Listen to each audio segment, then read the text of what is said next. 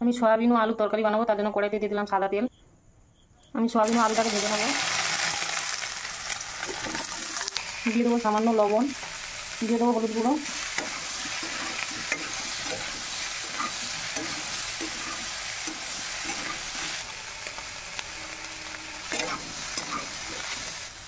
সয়াবিনটা আমার ভাজা হয়ে গেছে, এবার আমি নামিয়ে ফেলবো। সয়াবিনের তরকারি বানাবো, তার জন্য কড়াইতে দিয়ে দিলাম সর্ষের তেল, দিয়ে দিলাম পেঁয়াজ কুচি, দিয়ে দেবো আদা ও রসুন বাটা, দিয়ে দেবো টমেটো কুচি, দিয়ে দেবো ধনে গুঁড়ো,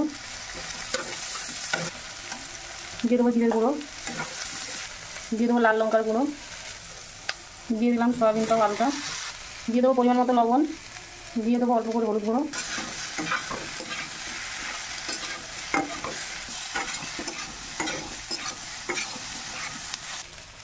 দিয়ে দেবো পরিমাণ মতো জল,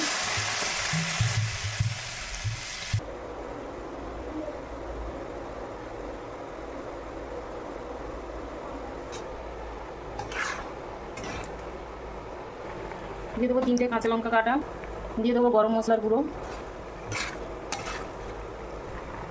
তরকারিটা একটু হয়ে এসছে, আর একটু বাকি আছে।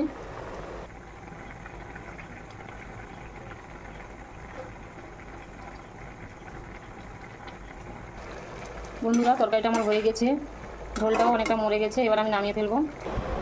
তরকারিটা আমার হয়ে গেছে, এবার আমি নামিয়ে ফেলেছি।